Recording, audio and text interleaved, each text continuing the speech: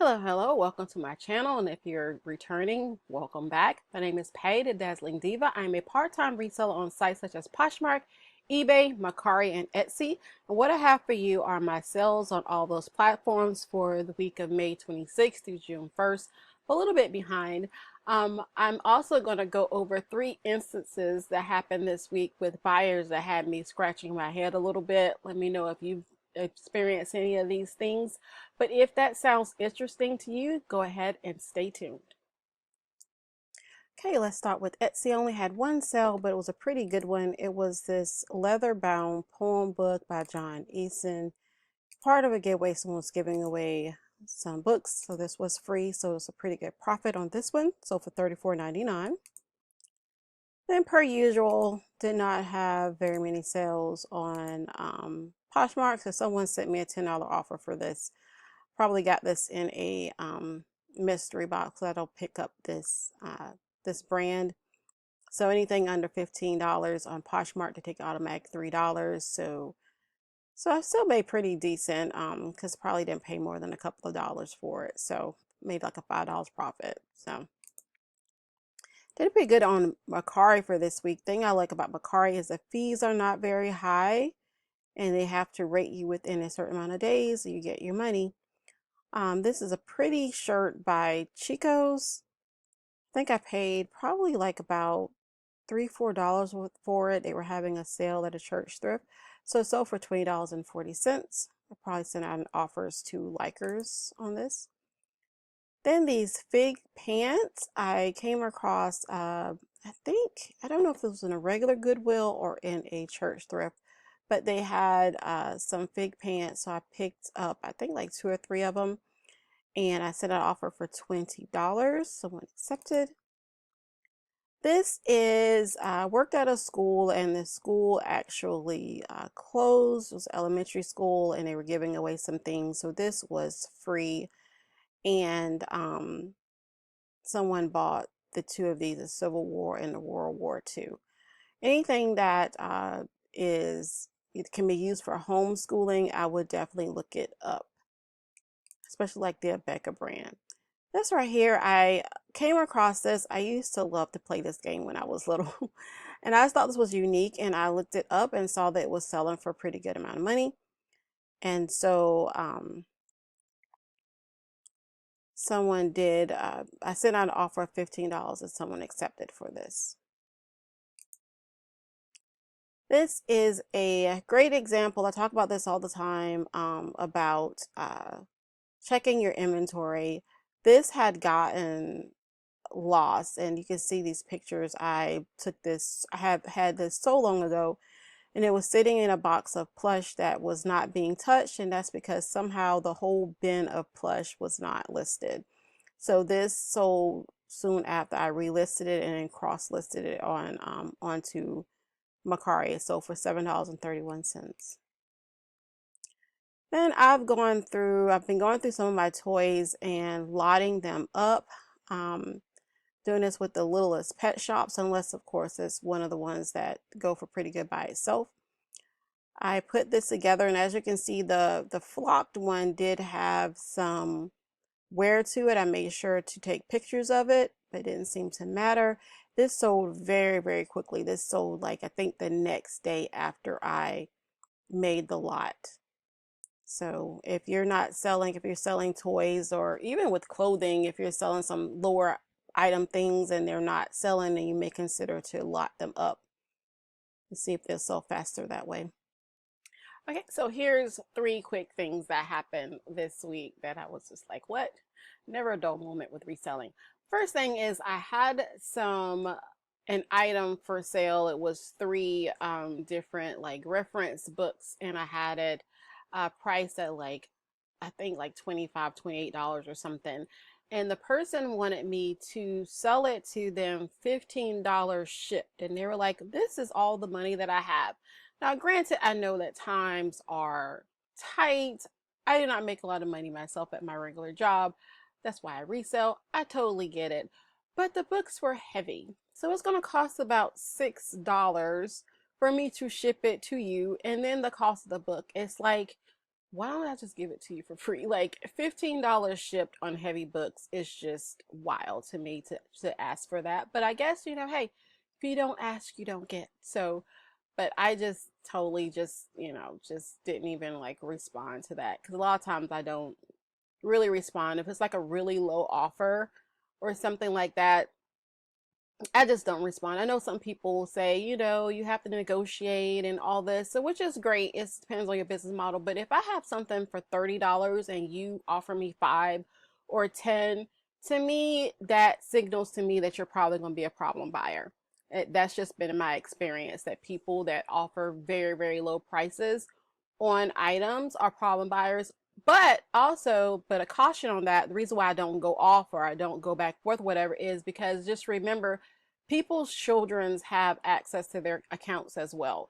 And so there was a time before where I got a really low offer and the mother came back was like, oh my gosh, I am so sorry. My teenage daughter, um, you know, has access. I think it was on Poshmark or whatever, my Poshmark account. And she sent that because to a 12-year-old, $10 might be a lot of money. So just, you know, just think about it before you go off on somebody about the offer that they send. Just ignore it or just counter it or just whatever, but don't go off because you never know who's behind the screen.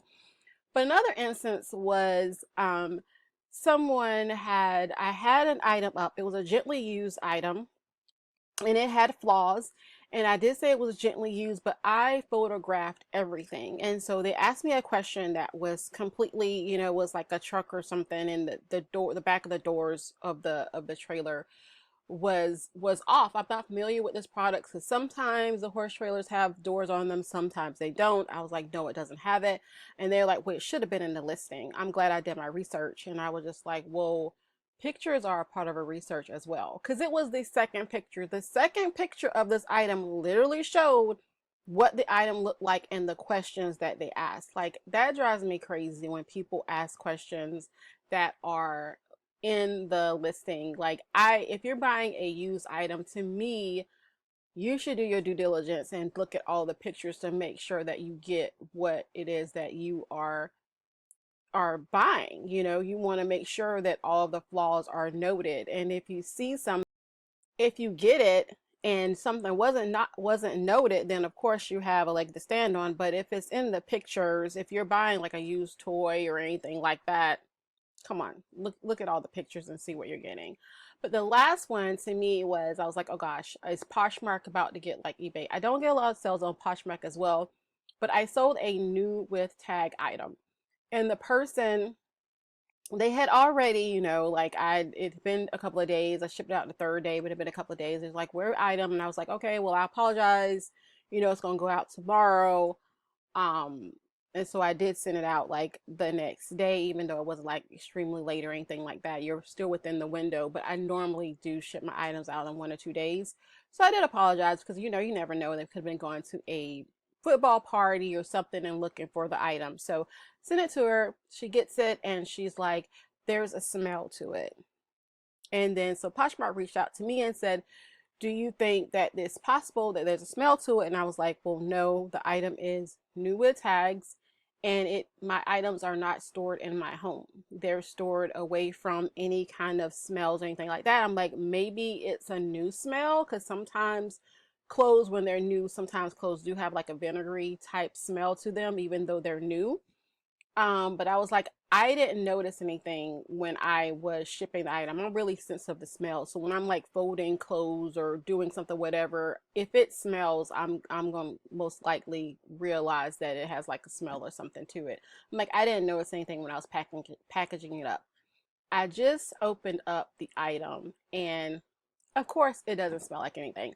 So I'm like, okay, please tell me that this is not going to become a thing on Poshmark now, that they're going to be saying that the item smells or items not as described or whatever, because Poshmark is strict on refunding the money. Like, they are pretty much on the seller side. A lot of the times they're like, you can reposh the item or whatever, but I'm guessing that buyers are now finding a way around Poshmark's their policy for returns and saying that the item smells, because it's kind of hard to prove whether or not something smells.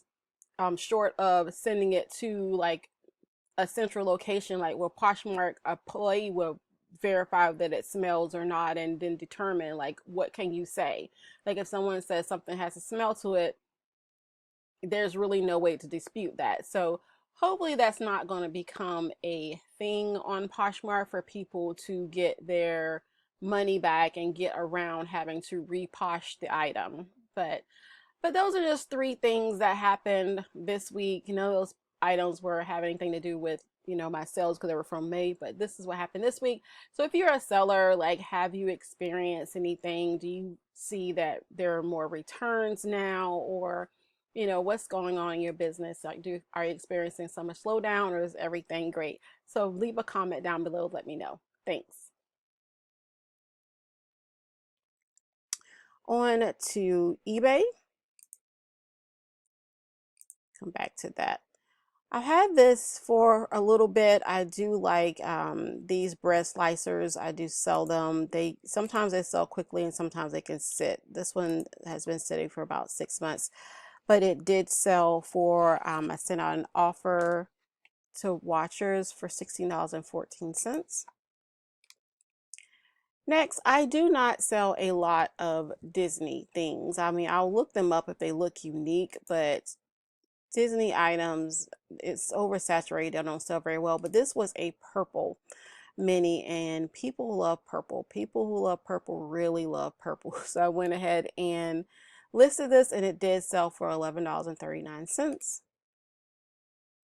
This was a Disney trading pen. I actually pick up a lot of toys, and in that lot was a lanyard that has all of these Disney pens on this. So I have very, very little into this, probably less than 10 cents. And it did sell for an offer that I sent out of $11.89. Next, we have this really pretty Simply Southern tote bag. I actually picked up two of these. The thrift had. The other one was a yellow color, and I forgot what it had on the front of it, but it's the mustard yellow color that is really, really popular now. And it sold very, very quickly. But this one, I've had it for a bit, probably since the fall. But it did finally sell for the $27.54. Next, this is a example of why you look things up. I would have never thought that this little Beanosaurus thing would sell for the amount of money that it sells for, especially since Thai beanies don't sell for hardly anything. But it came in a lot of toys that I picked up in a baggie. So I probably have like 25 cents in it, and it did sell for the $18.99. Then we have these telephone booths. I was tempted to keep these. I thought they were so cool, and I am a huge Harry Potter fan, and this is what this reminds me of. But they did sell. I sent out an offer of $25.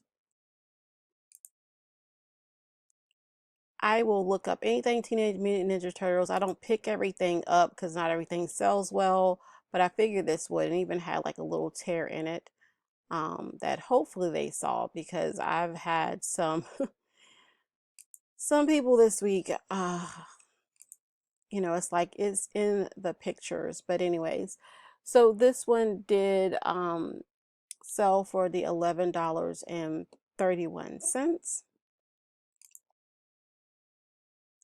Next, we have this My Sweet Love mini, and I think that this was a Walmart, if I'm not mistaken. Yeah, it's Walmart. I do like to pick up Walmart brand stuff, whether it's the animals or the dolls, because Walmart has things, people buy them for Christmas, and then they may not restock the same toys, and the kids go looking for their favorite toy, and the parents come to eBay looking for it to replace it. But it did sell for a offer that I sent out of $8. Then we have these Sam and Libby shoes. I thought that these would sell a little bit quicker since they are new with tags. But if I'm not mistaken, I think that these were sold at Target maybe. But at any rate, I've had them for a couple of summers, but they finally sold for an offer of $12. Then this is a lesson in because I like to do sell similar when I'm listing, because it makes it go a lot faster, you know, and I'm already doing the research. So what I'll do is I do the research on an item, and if I find an item that is exactly like it, I'll do a sell similar, but I usually do my due diligence to check through the item specifics to make sure that it's not, the person didn't put something in there that's not correct, or um, make sure that, you know, because sometimes it may not be the exact same size, but it'll be the same item. Well, in this one, it has leather here. But these, I don't know if they make these in leather or if the person made a mistake and then I copied the person's mistake. But it should be faux leather. So the person reached out to me and was like, hey, this is not leather, this is faux leather. If I would have known, I wouldn't have purchased them. I'm about to leave out, so I don't have time to send them back. Can I have like a half refund? So I probably didn't make anything on this, probably lost money maybe, but I just went ahead and sent them half of their money back because that was on me. That was my bad. And so but yeah, so when I looked these up, most of them were faux leather. It said that in the title. So I don't know if they make these also in leather. But at any rate, I didn't pay a lot for these because they are children's sandals, and I think I got them at a church thrift. So they're probably a couple of dollars. So, but if you're going to do sell similar, just to make sure that you double, triple check like everything to make sure that you're not putting over inaccurate information. Then we have these Lane Bryant. I do like to pick up, Lane Bryant is one of the plus sizes that I like to pick up. Sometimes it's just bread and butter, depending on what you're getting. My favorite thing to get in plus sizes is Tora jeans. They sell very well. But these did pretty well. They did sell for the $14.24.